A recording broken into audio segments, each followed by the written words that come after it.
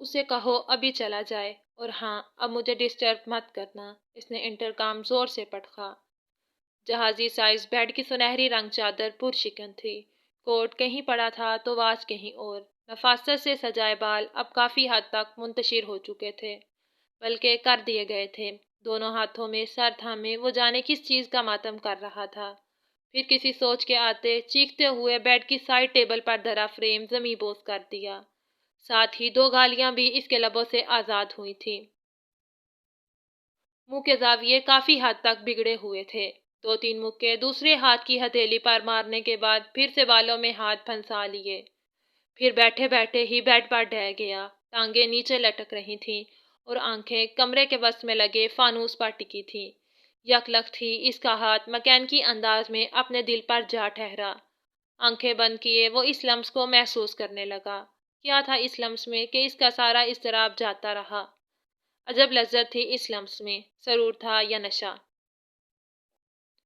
جلتے شعلوں پر شبنم کی پھوار برس جائے جیسے، پیاسے کو سمندر کی گہرائی میں اتار دیا ہو جیسے۔ محبت جدوجہد سے حاصل نہیں ہوتی، اسے کوشش مسلسل سے جیتا نہیں جاتا۔ اس کے لیے دولت، علم، شکل و صورت کچھ بھی تو معنی نہیں رکھتا۔ اس کے حصول کی، اس کی آمد کی کوئی شرط تھوڑی ہے۔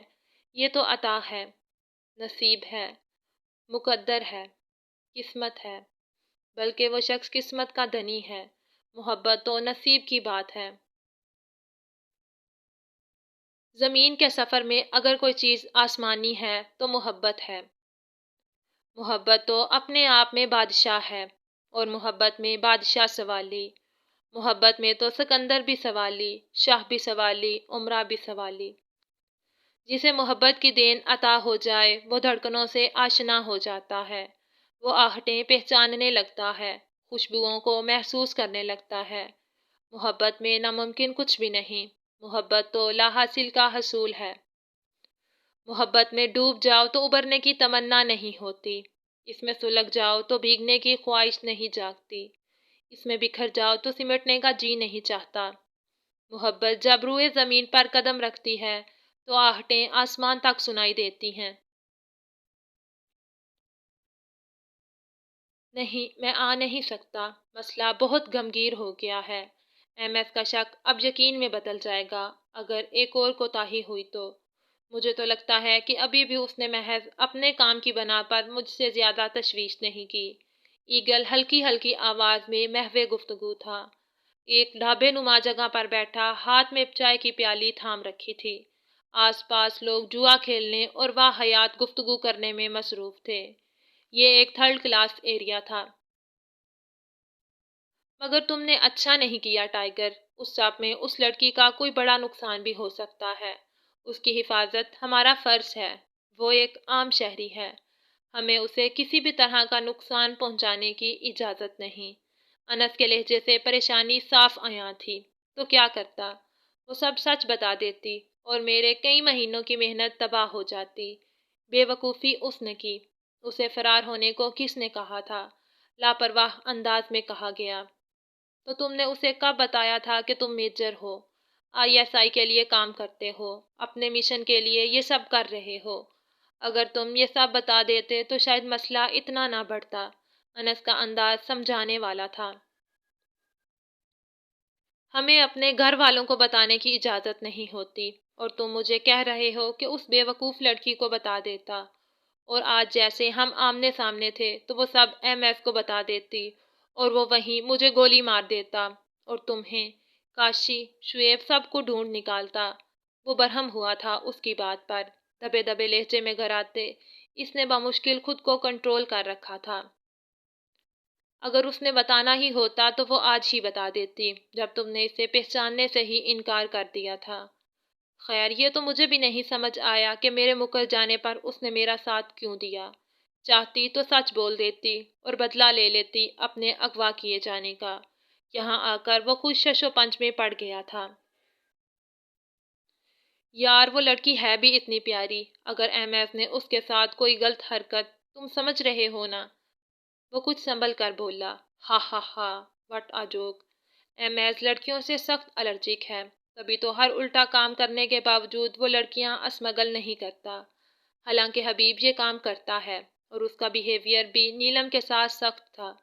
وہ جتنی بھی حسین ہو، ایم ایف کے مردہ دل میں ہلچل مچانا کوئی عام بات نہیں، تسلی امیز لہجہ تھا۔ اپنے بارے میں کیا خیال ہے؟ اس کا تو دل مردہ ہے، تمہارے پاس تو دل ہی نہیں، ورنہ جس حد تک وہ تمہارے لیے برداشت کر چکی ہے، ایک چھوٹی سی چنگاری کا جنم لینا تو بنتا تھا۔ انس نے طنز کیا۔ کو سیکنڈ رپورٹ سینڈ کرنے کے لیے شعیب کو ویڈیوز بھیجنے کا کہو۔ اس کی بعد JIX میرے پاس ریسرچ بند کرو، اور کو صاف نظر انداز کر دیا گیا تھا۔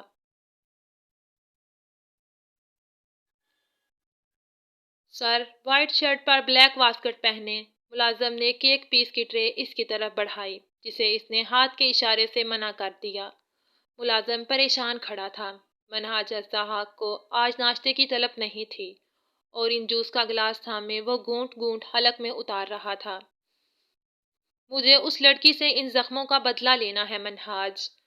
حبیب نے بیئر کا گلاس رکھتے سیٹ سے پشت ٹکاتے قدرے مغرورانہ انداز میں کہا، سوری، میں تمہیں اس لڑکی کے نزدیک بھی بٹکتے نہ دیکھوں۔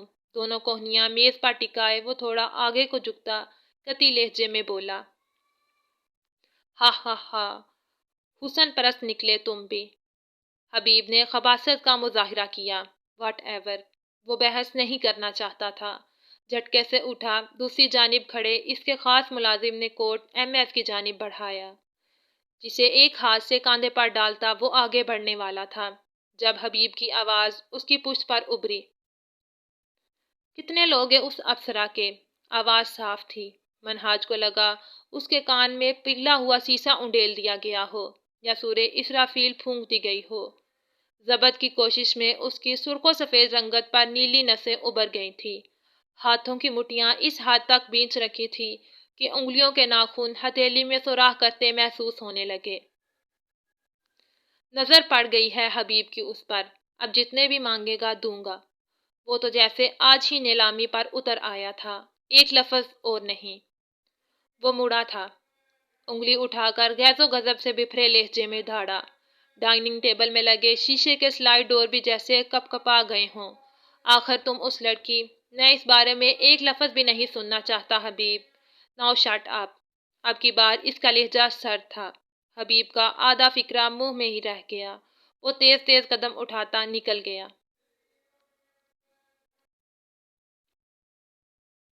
اگلا دن چڑھ آیا تھا۔ وقت پانی کی طرح بہہ رہا تھا یا ریت کی طرح سرک رہا تھا۔ نیلم کو بس اس کی رفتار بہت تیز لگ رہی تھی، روشنی کی رفتار سے بھی تیز۔ اسے یاد نہیں پڑتا تھا کہ کبھی وہ زندگی میں اتنا روئی ہوگی، کبھی جو اس نے اتنی سختیاں برداشت کی ہوں گی۔ وہ تو موم کی گڑیا تھی، اسے چاہنے والے اس کے پگھل جانے سے خوف زدہ رہتے تھے۔ آج وہ ان سب کو پس پشت ڈال کر ایک اندیکھی راہ، ایک انجانے جذبے کی جانب بڑھ رہی تھی۔ کوئی ماروائی طاقت تھی جس نے اسے مجبور کیا جھوٹ بولنے پر۔ آخر کیوں اس نے ایگل کا سچ نہیں بتایا؟ ٹائیگر، ایگل، کمیٹی ممبر سب آپس میں گڈ مڈ ہو گئے تھے، مگر چہرہ تو وہی تھا نا، جسے وہ انجانے میں دل کی دیواروں پر چسپاں کر بیٹھی تھی۔ روگ لگ گیا تھا محبت کو، داغ لگ گیا تھا عزت کو۔ دونوں قیمتی چیزیں ایک ہی وقت میں چھن گئی تھیں۔ پہلی مرتبہ اسے اتنے دن تک گھر سے باہر رہنے کا احساس شدت سے ہوا تھا۔ پہلی بار اس لاپرواہ لڑکی کو معاشرے کی فکر ستائی تھی۔ رات کا آیا کھانا بھی اس نے چند نوالوں کے ساتھ زہر مار کر لیا تھا۔ کم از کم ان بے ضمیر لوگوں سے خود کو بچانے کے لیے کچھ ہمت درکار تھی۔ ہلکی سی آواز کے ساتھ دروازہ کھلا تھا۔ وہی یونانی دیوتاؤں سا مغرور شخص دروازے کے فریم میں ابھرا تھا۔ اس کی کل کی حرکت بجلی کی سراج سے نیلم کے ذہن کی اسکرین پر ابھری تھی۔ اس کی ریڑھ کی ہڈی میں سنسناہٹ سی پیدا ہوئی۔ انجانے خوف کی لپیٹ میں اس کا بدن کپ کپانے لگا۔ اب وہ کمرے کے وسط میں کھڑا تھا۔ ملازم نے ٹرالی اندر دھکیلی۔ منہاج نے اسے واپس جانے کا اشارہ کیا اور خود اس کی جانب بڑھنے لگا۔ اٹھو، کھانا کھاؤ، پھر تم نے ہار کا بھی بتانا ہے۔ کھڑے کھڑے ہی وہ سنجیدگی سے بولا، زہر ڈالا ہے اس کھانے میں؟ نیلم نے تلخ سوال کیا۔ نہیں، اس طرح مارنے کا مزہ نہیں آتا، وہ اطمینان سے بولا، ساتھ ہی ٹرالی سے چیزیں اٹھا کر میز پر رکھنے لگا۔ اسے یاد نہیں پڑتا تھا کتنے سالوں بعد اس نے کسی کے لیے یہ کام کیا تھا۔ ہم کہہ رہے ہیں نا وہ ہار ہمارے پاس نہیں ہے، وہ بے بسی سے چیخی۔ پلیٹ میز پر رکھتے منہاج نے ایک نظر اس پر ڈالی اور اس کے پاس چلا آیا۔ نیلم اس کو ہار کے کھو جانے کی حقیقت بتاتی تو مجبوراً ٹائیگر اور ایگل کا سچ بھی بتانا پڑتا، تبھی وہ لب سیے بیٹھی تھی۔ مان لیا نہیں ہے تمہارے پاس ہار، اب اٹھو ناشتہ کرو، بے تاثر لہجہ۔ ہمیں بھوک نہیں ہے۔ اس کے پاس آ کر کھڑے ہونے پر نیلم نے نامحسوس طریقے سے پیر سمیٹے تھے۔ گھر جانا ہے تمہیں؟ وہ ایک گھٹنا ہارڈ ووڈ کے فرش پر ٹکائے اس کے سامنے بیٹھ گیا۔ ہاں، وہ بے قراری سے فوراً سر اٹھا کر بولی۔ سبز کانچ نم تھے، پلکیں بھیگی پڑی تھی، رخسار سرخی مائل ہو رہے تھے، ہونٹ کا کنارہ زخمی تھا۔ اس کا سفید بھورے بالوں سے بھرا مضبوط ہاتھ اٹھا تھا، ہولے سے نیلم کے چہرے کی جانب بڑھنے لگا تھا جب وہ اور پیچھے کو سرک گئی۔ منہاج سر کو جھکاتے ہاتھ بھی واپس لے آیا تھا۔ پہلے ناشتہ کرو پھر سوچیں گے تمہاری معافی کی کیا قیمت لگائی جائے۔ وہ کھڑا ہو چکا تھا۔ نیلم نے سر اٹھا کر اس دراز شخص کو دیکھا۔ آؤ، وہ صوفے کی جانب اشارہ کرتا بولا۔ نیلم بھاری بھاری قدم اٹھاتی صوفے کی طرف بڑھ گئی۔ شروع کرو جلدی، وہ حکمیہ لہجے میں بولا۔ پھر خود بیڈ پر کوہنی کے بال دراز ہو کر سیل فون استعمال کرنے لگا۔ کھاتے کھاتے نیلم اسے بھی دیکھ رہی تھی۔ اسے مکمل مصروف پا کر وہ تیزی سے اٹھی اور دروازے کی جانب لپکی۔ جلدی سے دروازہ کھولنے لگی مگر وہ لاک تھا۔ زور زور سے کھینچنے کے بعد وہ بے بسی سے آنسو بہانے میں مصروف ہو گئی۔ کر لی بیکار کوشش، اب واپس آ جاؤ اور اسے فنش کرو، جلدی۔ ایم ایس کی آواز پر وہ لب کچلتی پلٹی اور صوفے پر بیٹھی انگلیاں مروڑتی رونے لگی۔ 5 منٹ گزر گئے۔ وہ اٹھا اور میز کے پاس چلا آیا۔ ایک نظر میز پر پڑے لوازمات پر ڈالی اور ایک نظر اس کے صبر کو آزماتی افسرا پر۔ ہار کا بتا دو اور چلی جاؤ، وہ تیز آواز میں بول کر رکا نہیں تھا۔ اس کے جاتے ہی وہ دونوں ہاتھوں میں چہرہ چھپائے پھوٹ پھوٹ کر رو دی۔ رات کے 1 بجے کا وقت تھا۔ ایم ایس پلازا میں سناٹا بول رہا تھا۔ سوئی گرتی تب بھی آواز پیدا ہوتی، اس حد تک خاموشی تھی۔ وہ بیڈ گراؤنڈ سے ٹیک لگائے ادھ کھلی آنکھوں سے جاگ رہی تھی۔ نیند حاوی ہو رہی تھی لیکن غافل ہونے سے خوف آ رہا تھا۔ ایگل کو حبیب نے بلایا تھا۔ منشیات کا حساب کتاب کرنے کے بعد ایگل نے کالے رنگ کا بستہ اسے تھما دیا، جسے کھولنے پر اندر چاندی کے اوراق میں لپٹے پیسوں کی گٹھیاں ملی تھیں۔ شاباش میرے چیتے، حبیب نے اس کی کمر پر دھپ رسید کرتے کہا۔ اب ہم جائیں۔ ایگل نے اجازت طلب کی۔ حبیب نے سر کے اشارے سے اسے جانے کا کہہ دیا مگر وہ نیچے جانے کے بجائے لیفٹ سائڈ پر آ گیا۔ اوپر فلور پر لفٹ کے رکتے ہی اس نے کان میں لگے بلوٹوتھ ایئر فون کے ذریعے انس کو مخاطب کیا۔ ڈن۔ اچانک پورا ایم ایس پلازا اندھیرے میں نہا گیا، گپ اندھیرا۔ وہ دھیرے دھیرے آگے بڑھا اور ایک چابی کی مدد سے بھاری دروازہ کھول دیا۔ خاموشی کو چیرتی دروازے کی آواز پر نیلم فوراً ٹھٹک گئی۔ وہ کمرے کے وسط میں کھڑی اندھیرے سے گھبرا رہی تھی۔ اس نئی مصیبت پر اس کی چیخ نکلنے والی تھی جب ایگل نے ٹارچ بیڈ پر اچھالتے ایک رومال جیب سے برآمد کرتے اس کے منہ پر رکھے بے ہوش کر دیا۔ پھر اسے اپنے بائیں کاندھے پر ڈال دیا۔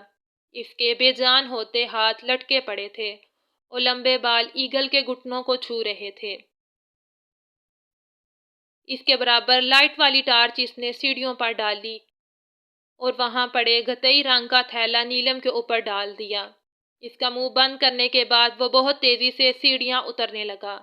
اس تمام کارروائی میں اسے ابھی تک 5 منٹ ہو چکے تھے۔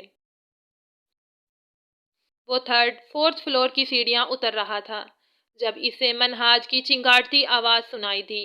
وہ ملازمین پر چیخ رہا تھا کہ لائٹ کیوں گئی ہے، جنریٹر آن کرو۔ ٹائیگر میں نکل گیا ہوں، انس کا پیغام آیا۔